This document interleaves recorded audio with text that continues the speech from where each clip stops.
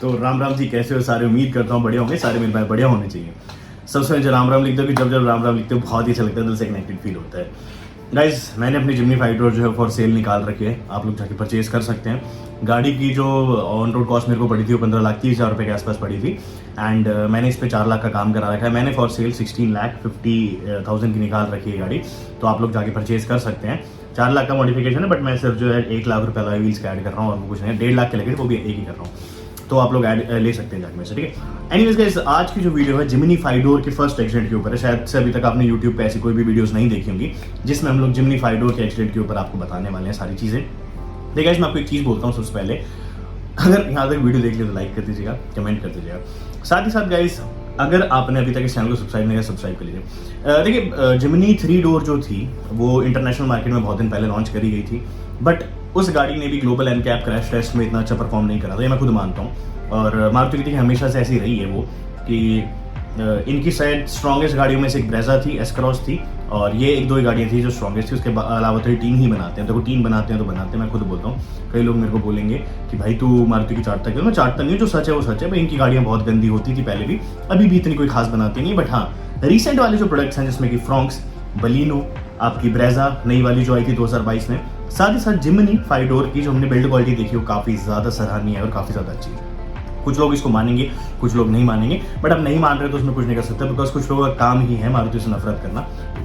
आज की जो वीडियो है, पहले तो मैं बोलना चाहूँगा, बड़ा ही दुख से बोलना चाहता हूँ कि भाई की गाड़ी का एक्सीडेंट हुआ है, क्योंकि खुद मैं जिमनी 5 डोर ओनर हूँ, तो मैं नहीं चाहता किसी गाड़ी का एक्सीडेंट हो और मैं उस पर वीडियोज़ बनाऊँ। और एज प्रॉमिस्ड मैं इस वीडियो को मोनेटाइज नहीं करूँगा, क्योंकि मैं एक्सीडेंट्स की वीडियोज़ मोनेटाइज नहीं करता हूँ। मेरे को कोई मतलब नहीं है किसी एक्सीडेंट से रुपये कमाने का, जो ठीक है। बात करते हैं गाइस, स्वप्निल ठाकुर करके भाई हैं, ये बता रहे कि इनका नाम स्वप्निल ठाकुर और इन्होंने 12 जून 2023 को जिमनी अल्फा ऑटोमेटिक परचेज करी थी, ठीक है। अब today I was travelling with my family as we reached at कसम्बी metro, a government bus coming at full speed from a wrong side without honking rammed my Jimny from side. My family and I were completely saved due to airbags and seat belt, but car has gone into a total damage. The A pillar and the B pillar has completely been broken. I have already got the FIR done against the bus driver. I want to request that what will be the process of insurance and will this damage get repaired of the car goes into a total loss. सबसे पहले अब हम लोग accident की clips देखते हैं। यहाँ से देख सकते हो आप लोग, गाड़ी जो है आप लोग दिख रहे हो लेफ्ट साइड से फुल्ली डैमेज हो चुकी है, भयंकर वाला डैमेज यहाँ पे करा गया है। इस एंगल से समझ में आ रहा होगा, जिसमें कि जो गाड़ी के पीछे के फेंडर्स हैं वो भी टूट गए हैं, साइड के जो दरवाजे हैं वो पूरी तरीके से टूट गए, नीचे जो रनिंग बोर्ड है उस पर भी डैमेज आया, छत भी दब गई है, टूट गई है। इस तरफ से अगर आप लोग देख रहे हो दूसरे एंगल से, तो यहाँ से देख सकते हो छत में भी डैमेज आया है, साथ ही साथ दरवाजे भी बुरी तरीके से टूटे गए हैं गाड़ी के, फेंडर टूट गया, रनिंग बोर्ड मुड़ गया, साइड का मुड़ गया, सारा का सारा। और अगर मैं फ्रंट इम्पैक्ट की बात बताऊं तो फ्रंट में भी देख सकते हो, मतलब कुल मिला के गाड़ी का जो ढांचा है वो बुरी तरीके से यहाँ पे लेफ्ट साइड से खराब हो चुका है, ठीक है। एक फ्रंट की इमेज और दिख रही होगी, तो अच्छा खासा डैमेज जो है गाड़ी ने लिया है।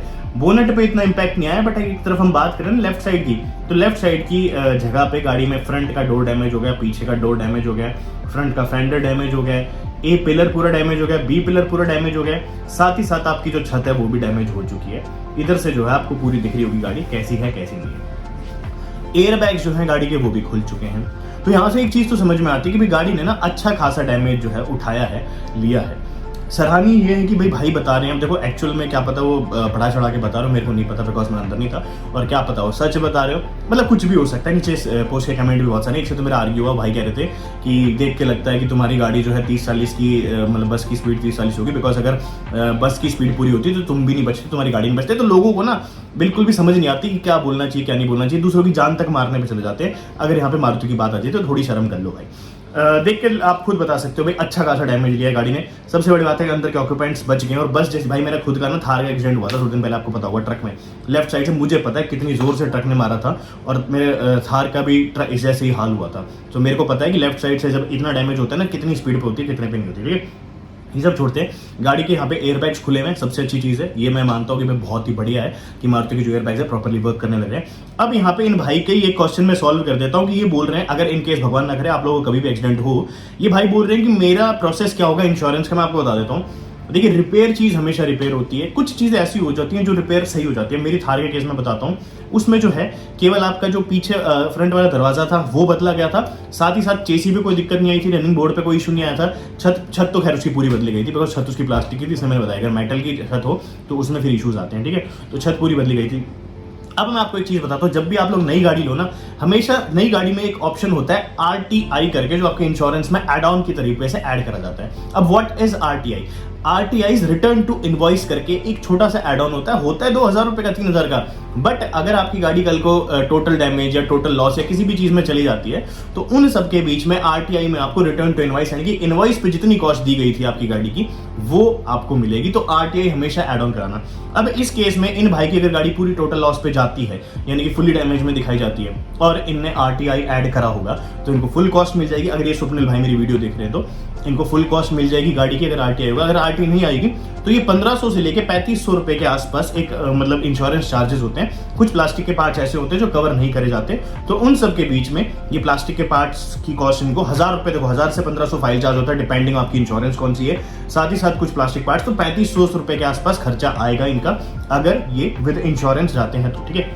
वापस लास्ट में देखो मैं ये बोलना चाहूंगा कि इन भाई का सॉल्व हो गया होगा, और हाँ कि रिपेयर हो सकता है। नहीं, देखिए रिपेयर हमेशा हो सकती है। आपको मैं बताऊं, पूरी की पूरी गाड़ी अगर ढांचे भी खराब हो जाए ना तो वो भी रिपेयर हो सकते हैं। गाड़ी अगर आगे से टूटी है वो भी रिपेयर हो सकती है, गाड़ी पीछे से टूटी है तो वो भी रिपेयर हो सकती है, गाड़ी कहीं से टूटी है वो रिपेयर हो सकती है। बट डिपेंड ये करता है कि रिपेयर करवाना वर्थ है नहीं। इस केस में अगर आप लोग देख रहे हो तो गाड़ी की छत पूरी गई हुई है, गाड़ी का A pillar, B pillar, running board, fender गया हुआ, तो मेरे हिसाब से यहाँ पे अगर रिपेयर करवा भी लेते हैं ना ये, तो जो फैक्ट्री वाली फिटमेंट आती है, जो फैक्ट्री करके देती है ना, वैसी फिटमेंट नहीं आएगी। अब इसके पीछे इश्यूज कितने सारे हो सकते हैं कि अगर फैक्ट्री फिटमेंट ना हो तो क्या कुछ इशू होगा, मैं बता देता हूँ। देखो कल को ये गाड़ी चूंकि ऑफ रोडिंग गाड़ी है, अब सपोज ये जिमनी है, ठीक है, अगर ये गाड़ी ऐसे जाती है, ऐसे जाती है, एंगल्स और इन सब पे जाती है, ऑफ रोडिंग में ऐसे होती है, तो भाई 120% इसकी छत में से आवाज आने वाली है, इसके साइड के जो ये भी पिलर्स हैं उनमें से आवाज आने वाली है, क्योंकि रिपेयर का काम हमेशा रिपेयर का होता है, रस्टिंग जैसे इश्यूज भी आ सकते हैं। और चूंकि इसमें छत इन्वॉल्व है ना, तो ये गाड़ी 100% एक्सीडेंटल अभी हो ही चुकी है।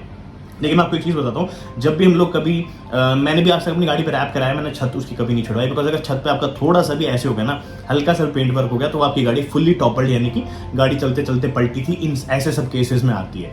तो वो जो है यहाँ पे आप लोग खुद लगा सकते हो कि छत वाली चीज आ गई। तो इन भाई का मेरे हिसाब से सबसे अच्छा ये है कि इनको RTI अगर एड ऑन होगा तो मिल जाएगा टोटल लॉस। और टोटल लॉस भी ऐसे नहीं मिलता कि आप चाहते हो कि भाई मैं तो चाहता हूं मेरी गाड़ी का टोटल लॉस मिले। टोटल लॉस जब मिलता है जब repairing cost is almost equal to a new car, यानी कि आपकी गाड़ी की अगर रिपेयरिंग कॉस्ट 6 लाख रुपए है, 10 लाख रुपए है, या जिमनी अल्फा है तो इनकी एक शोरूम प्राइस 13-14 लाख रुपए होगी, 13-14 लाख रुपए अगर इनकी रिपेयरिंग कॉस्ट होगी तो ही वो टोटल लॉस में गाड़ी जो है मानी जाती है। ऐसे कस्टमर के ऊपर नहीं होता कि उसको टोटल लॉस, यानी कि वो आके जो सर्वेयर होता है वो बताता है कि गाड़ी देनी चाहिए नहीं चाहिए। तो मैं भाई इन भाई की होप करता हूँ कि सारी चीजें बढ़िया से हो जाए। साथ साथ पूरी एक वीडियो बतानी थी कि भाई हाँ जिमनी ने बहुत अच्छा परफॉर्म करा, this was the very first accident of Jimny 5 door, and I hope कि आप लोगों को समझ में आई गाड़ी कैसी है कैसी नहीं। आज की वीडियो कैसी थी लिख के बताना। आज खैर मैं नेक्सॉन की वीडियो बनाने वाला था, बट देन फिर एक्सीडेंट की वीडियो आ गई तो मुझे डालनी पड़ी। चलिए मिलेंगे आपसे, बाय और धन्यवाद। और अगर आपको मेरी गाड़ी परचेज करनी है आप जाके इंस्टाग्राम पे परचेज कर सकते हैं। Bye bye.